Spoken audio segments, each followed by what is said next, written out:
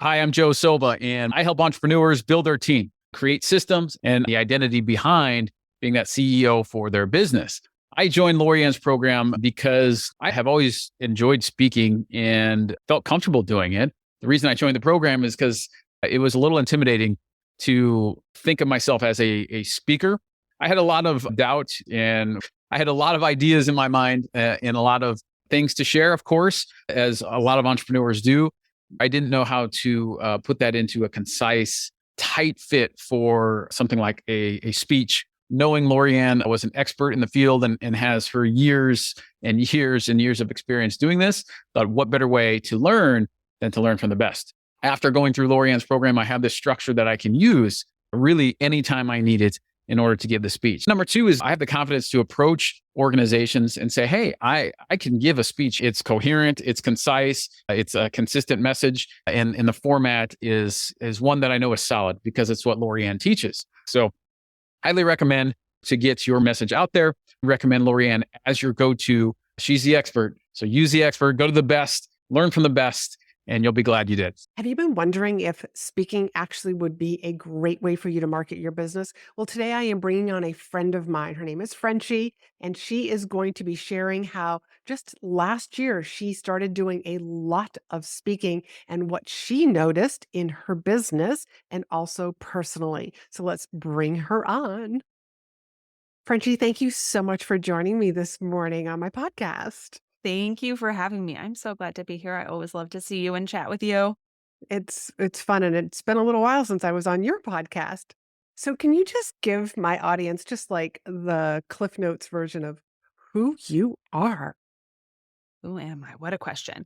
But for the purposes of this conversation, I'm a business strategist and advisor, and I'm really focused on helping people do the right work at the right time so that they can get the results that they want to grow their reach, revenue, and renown. I really like that. Do the right work at the right time. And before we jump into that, I personally know that you have done some speaking and want to do Mm-hmm. more speaking because you have Yes. a beautiful, beautiful message that more people need to hear about. And you're also hosting your own events. So this is part of the reason why I wanted to bring you on to my podcast is really to show people like evidence of what speaking can do.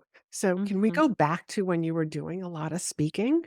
Yeah, absolutely. So rewind back in time, I'm trying to think when it was. I think it was 2023 was kind of the year that I had monthly or twice a month speaking engagements. And some were live speaking at masterminds, some were virtual engagements, really running the gamut in terms of what they looked like. And I say that because I think that in my mind, I was always like, speaking is only speaking if I'm standing on a stage and everybody's staring at me, which is one version of it, but there's a lot of different iterations of it.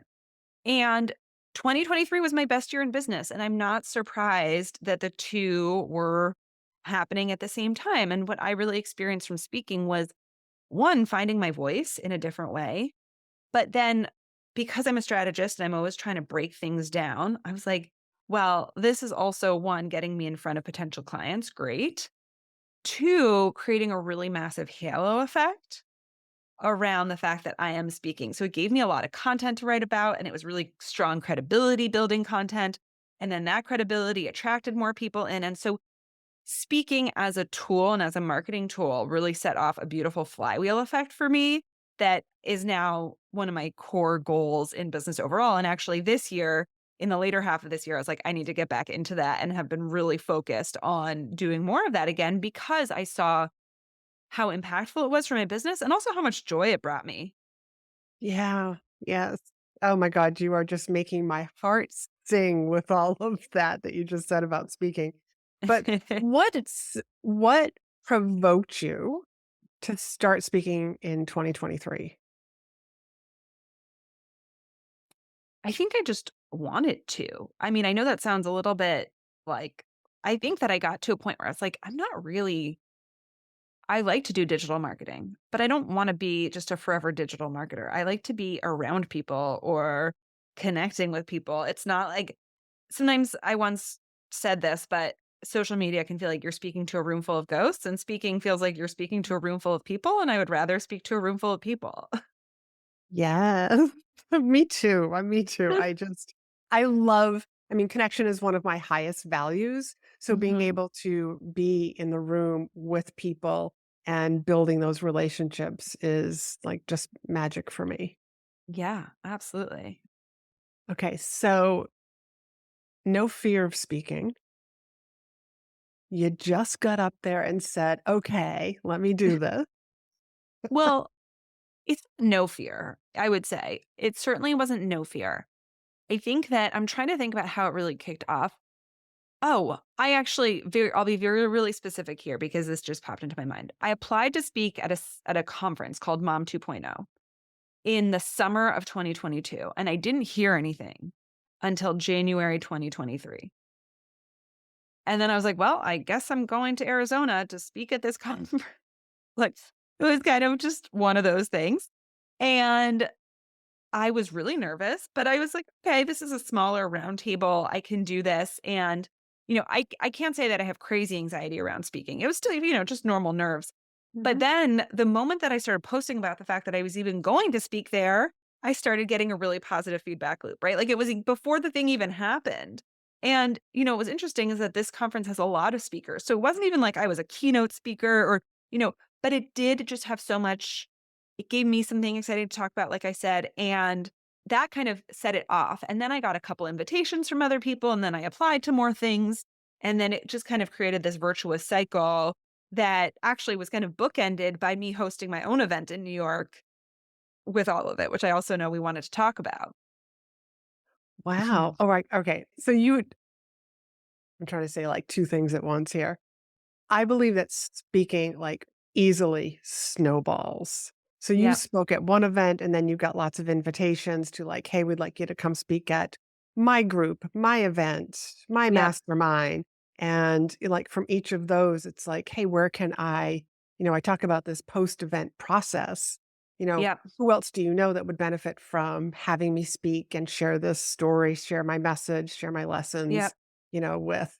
And yeah, and people are so willing to say, "Oh, yeah, I know a few people," because I just think that speaking hosts know speaking hosts. Right. Yeah. Yeah. And so how did you and because I think my audience would be very interested, like what was the thing that you were offering the audience at the end? Mm. So it kind of ranged, and I was really strategic about this in every single thing to make sure that there was an opportunity. So, at this conference that I spoke at, I didn't have a screen or anything like that. It was a round table, it was smaller.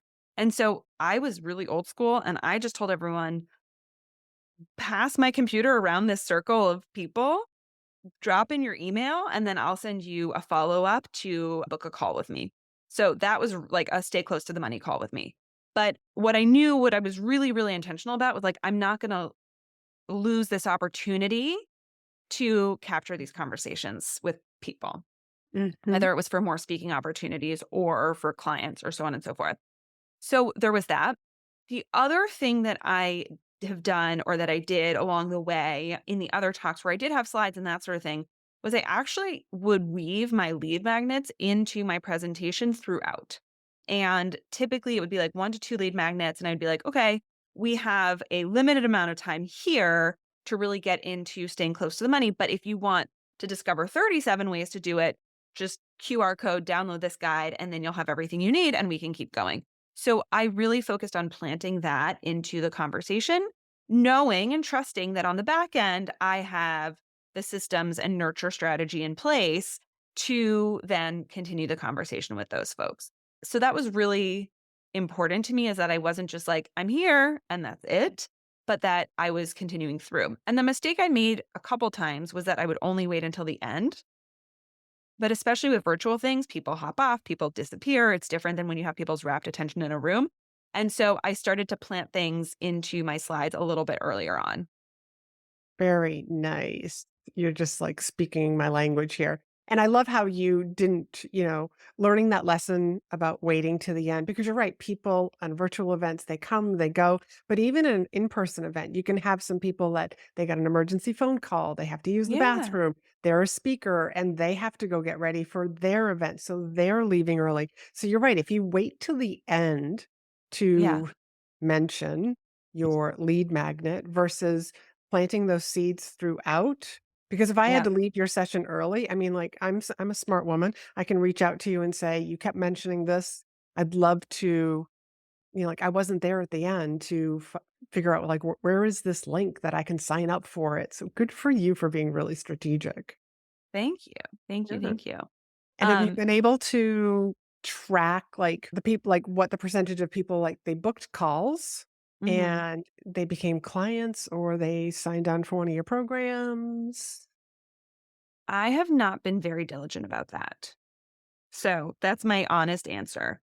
And I think what's interesting is that sometimes it's hard because you go back a few degrees and you start to tease it apart. Meaning, one person who comes to mind, she never became a client, but she brought me onto her podcast, which then brought me in front of more people. But then I Mhm. don't necessarily know exactly who came directly from her podcast. So there's a little bit of, threads getting lost. But what I have definitely seen shake out is that these opportunities beget more opportunities. Yes. Yes. That's so, like, I just feel like, can you just repeat that so that people, like, really hear that? Yes. These It opportunities beget more opportunities. and it's so true. It is so true. I mean, obviously, like, I'm such a huge fan of speaking, and this is exactly what I do with my clients, is help them write amazing presentations and then deliver them, as their best form of marketing. But Mhm. I'm super curious about, when did you start hosting? Because it sounds like your first event and then there was some other, like, you hosted an event. Was that in person or virtual? So, I mean, I've hosted a lot of things. I'm a big believer in finding the balance between being on other people's stages, but also building your own stage can be a really powerful tool. So, actually, I was maybe 3 months into my business when I hosted a mini site. It was all on Instagram Live and that sort of thing. But I just was like, I need a boost to my audience and I felt like I needed to actually create a little bit more credibility around my business overall. And so I did that. And then I've hosted a lot of workshops and masterclasses, which are well, they are speaking. I mean, they're different in, again, that perception of like speaking is on stage with thousands of people. So I've always kind of had this cadence of speaking, but of kind of hosting events. My background pre this business has always been like deep in the events world. And I used to produce events for like thousands and thousands of people as part of my jobs, right? I wasn't doing just events, but often these big events were a piece of it. And so I kind of have this event hosting background that is a through line for me. And so after doing a lot of virtual events, and then it was 2023, it felt like that moment where people were really ready to go back to in person. I co hosted an in person event in New York City. It was a 2-day publicity mastermind retreat with my friend Adela. Fantastic. I had no idea about your background. And here it is, like, in the back of my mind. I was like, can I ask her how long she's been in business? At this point in the conversation, like, it was almost like I should have asked that in the beginning. Oh my gosh. Anyways, Well, no, I mean, this business has been 4 years, but it came after 10 years working in startups in the like experience events and programming space. all right. So, what I really like about this is that you came from something, a career where you were creating events, you were part of events. So, it's almost like events was just in your blood. Yeah, Yeah. And so it you just kind of totally has continued been. it with your own business. Yeah, Good for you. So tell us about that first in-person event that you co-hosted with Adela, who's also been on the podcast. I love it. I love it. So we co-hosted an event called Media Genius in New York City, and it was really designed to help high achieving business women to really establish their PR strategies and to Mhm. give them insights into how journalists think and work so that they could go out there, pitch themselves more, and spread their message more. And so we set it up where we had a mix of Adela and I presenting as well as experts presenting, which was really a nice balance of it. But Adele and I were kind of emceeing the event, right? Which was a new take on speaking for me, but also really fun. It's like, how do we keep the energy up? How do we corral people? And so and that event I think had about 20 people at it. So it was a small, intimate event. It wasn't a massive thing, but it was really high touch and high connection and high value for the people who were there. Fantastic. So what was the next step after that? That's a really good question. I'm trying to remember. I think that similarly after that event, it was like some people were focused more on, I need the PR strategy exclusively. And so then that was really working with Adela. And then for me, it was people who were still feeling potentially a little bit lost about where they needed to prioritize in their business overall. Right. And so what I'm always helping people do is untangle all the thoughts and ideas that are running around in their brains and then turn that into a strategy and turn that strategy into action. And so after that, I think again, I invited people to have a follow-up conversation with me. I think I gifted everybody a strategy session so that we could get into their business at a larger level, right? Really from the perspective of this event was about one part of your business, but we all know that our businesses are multifaceted. So how can we explore the nuance that you are currently in and then create more of a personalized plan for you? So that was a really nice kind of way to wrap it up. And one thing that I really love, and I do this often, is I know it's really high touch and, not always quote unquote scalable, but I really love being able to provide that kind of high touch connection after an event because what I often a gap for people is integration between what they learn at the event and then their day to day business and life. And so if I can be the bridge between taking everything that excited you so much during the event and actually doing it, I'm like, this is good. That's awesome. So I think what I want to clarify for the audience is that you can find somebody to co-host an event with Mhm. who's not necessarily doing the same thing, but something that, like you were able to help certain people in the audience who may not have like I'm not ready for the PR stuff. That's a nice synergy with two speakers and, as you Mhm. put it, like you both were emceeing the event. I want to go back to something that you said in the beginning was about as you started speaking, you found your voice. Yeah. I think that's really important for a lot of people to hear about. Can you share with me a little bit more about that? Yeah. Yes. So I have a bad habit of feeling like I need to be complete to do something. I need to be the perfect speaker. I need to have established my voice. I need to know exactly what I want to say or exactly how I need to sound, right? Like I have this habit of kind of feeling like I need to be at the end in order to start, which is when you say it out loud makes absolutely no sense. But that is like deep within me. And so what I was reminded in this process and what I keep being reminded in this process of speaking is that it's a process. And every speaker, professional speaker who I've met says they cringe when they watch some of their early talks, right? They just hate it. But that is how we learn. And what I noticed over time is that I started to take more ownership over my voice. I sometimes started off feeling like I needed to be really buttoned up and have it together. But my way of showing up in spaces is a little bit casual and a little bit funny and a little bit more self-deprecating at times in a way that I think is relatable. And I think that actually practicing and going through the motions and being in front of people allowed me to explore that space. And it's still very much a work in progress, but I think it's an ongoing process that I want to be part of. And I want to give myself that ongoing space to keep exploring it. Wow, that is so true. And there's a reason why I leave my very first Facebook Live up for people. And this is, Mm. like that live was after being on stages for years and being like a paid professional speaker.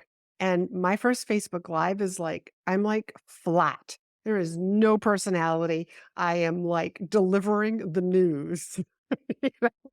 That's so funny. And I leave it up because I tell people like, go watch that and Right. then come and see a more recent, like, Instagram story or some other video that I'm creating. There's such a difference. I've even Mhm. had, like, fellow professional speakers say to me, like, I haven't seen you speak in years. You have gotten so good I because it's love that. about doing the reps. But I Yeah. was like you. I spoke in leadership. I wore the suit and the high heels on stage and always felt like I had to be perfect. Yeah. Otherwise, people wouldn't take me serious. But my personality is a lot like yours. I want to show up as very casual. I want to have Yep. fun with my audience because I want them to, like, I want to be relatable to them. I want them to Yeah. feel like, oh, if she can do that, I can do that. Mhm. I want to be that kind of inspiration. And I also believe that, we all have our own speaking style and you Mhm. found yours. Well, it's like peeling back the onion.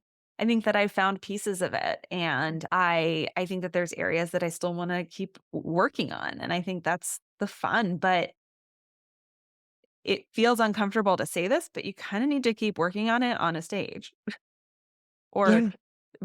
stage again, using that word generally. Yes. Yes. It's about doing the reps, just getting up there and speaking and saying yes to those events. And you just get better and better and better. Yeah. Yeah. That's great. And I'm just gonna say one thing is that for whatever reason, when I first started, I was like, if I don't wanna be a speaker because I never wanna have to walk on stage dancing and getting everyone in the audience to dance, you know what I mean? And there's people who do that, and that's their vibe, and that's their energy, and that's great for them, and it is less great for me and who I am, and I think untangling some of the things that we see in the world and being like, "What's my version of that?" Right? Like, what is the way that I can make a grand entrance if I wanna make a grand entrance or just show up? I saw this very well-known psychologist speak back in April. Her name's Esther Perel. She does she's a relationship therapist. And she walked on stage holding a notebook and it was like silent, And that was how she came on. And I was like, oh, yes, like everybody can do this their way. And so can I. And I think that was really, really comforting. That's wonderful. That's a great example. And I can see her doing that. I've never seen her speak. I've just listened to her podcast. I've listened to other interviews that she's had. Yeah, she's one of those people who I feel like she could just pull up a bar stool and just start answering questions from the audience. And it would Totally. still be like the audience would still be very captivated, Yeah. even without like a planned speech. But yeah, you can come on any way that you want and whatever matches your personality. I've come on stage from walking from the back of the room because it Mm, matched what I was going to talk about. And I yeah. remember like, and sometimes I do things spur of the moment. It's like, this is what I want to do. This is what's going to be perfect. Because sometimes you're just like, you sense the energy of the audience. Mhm. Oh, good for you. I'm so glad that you're speaking. Thanks. It just makes my heart sing. But also because you have so much to share with people. Thank you. So talk about what you do a little bit more. Yeah, absolutely. Absolutely. So like I said, I'm a strategist and I'm really on a mission to help people take action on the goals that they have in the back of their mind. And a lot of times these are the goals that we're scared to say out loud, that we're scared to give voice to. And that part of the reason that we're so fearful is because it feels big and complex and overwhelming. And it's like a little bit like speaking where you're like, well, where do I even start? It's like someone wants to build a personal brand. They're like, where do I even start? If somebody wants to start consulting, where do I even start? And I I really aim to bring simplicity to ideas that feel complex so that then with that simplicity and clarity, you can take action. Action drives momentum and momentum gets you the outcomes and the results that you want. But I keep seeing people have a dream to put themselves out there in a new way and not do it. And it kind of breaks my heart in a really big way. And if I can just be the person that helps people overcome that and actually make that progress towards what they want, that's like my high level vision and mission.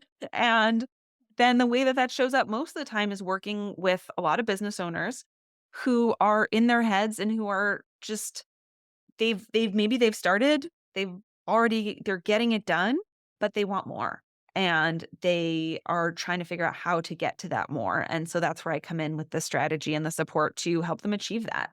So, yeah, and I think that in terms of the larger message, right? When I think about speaking and when I think about how speaking ties into all of this, the more people have permission and tools to take action that get them what they want, that stop them from holding back on what they're pursuing, I think the happier the world will be. And I think that's the message that I really want to speak to from the stage.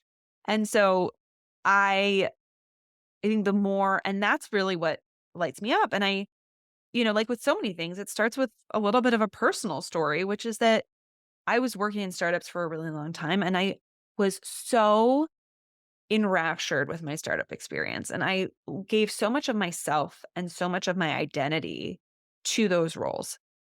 And I'm glad I did, but I always felt like something was missing. I was like, where's the me here? Where is my voice in all of this? Am I just an employee of XYZ company or am I Frenchie Ferenczi? And eventually, when I got laid off from my job in 2020, I was like, I have all these dreams and these hopes and these ambitions. I've always been my job. Now what? And I was like, well, now is when I become Frenchie Ferenczi. And I really started investing in that and investing in my vision to run my own business, which is what I've now been doing for 4 years. And so, yes, it's about the business strategy and it's about goals and action and all that. But it's also about, more importantly, building the thing that is yours, that is entirely yours, that is speaking to a core desire that you've always had and actually bringing that desire to life. Wow. That was amazing. Thank Like, you. that's like, I want to come see you speak. And one of these days I will. I would love that. Because we all do what we're good at. And, you being you and sharing that message is what more people need to hear. Because you're right, it would be a much more beautiful world. Yeah. And it So, doesn't need to be all one thing. I think sometimes mm, the fear around entrepreneurship is like, I need to give up everything I have. I'm like, no, let's chip away at the thing that we're not doing that we have that desire around. nice. Will you Yeah. tell people where they can find you, follow you, and Yes, learn more from you? absolutely. So you can find me on Instagram at Frenchie Ferenczi. I also suggest that you sign up for my newsletter. In there, I send weekly accountability check-ins where I ask you a few questions to help you do the right work at the right time around whatever your big goal is. And it's really conversational and supportive. And it's really about making sure that we are all taking action towards the things that we want. So definitely sign up for that. And I will chat with you more there. Thank you so much for coming on the show. And all of those links, if you're wondering, will be all down in the show notes. Thank you. So, wow, did Frenchie not deliver and share a lot of her experience with what speaking has done for her, like both for her business, but even just personally, being able to find her voice and understanding that you don't have to be perfect. That is something that, I've shared with you and have demonstrated also because, again, go watch that Facebook Live if you want to see what even a professional speaker, like trying to use a new modality and that happened when I came into the online world. And until next week, I want you to be in demand. Hey, before you go, quick question. Do you have a signature speech? That one go-to talk that not only wows your audience, but also grows your business every time you deliver it? If you don't, or if yours could use a little polishing up, my program, In Demand Signature Speech, is designed to help you create a talk that's clear, impactful, and 100% you. No cookie cutter scripts here, just a proven framework that works every time. And guess what?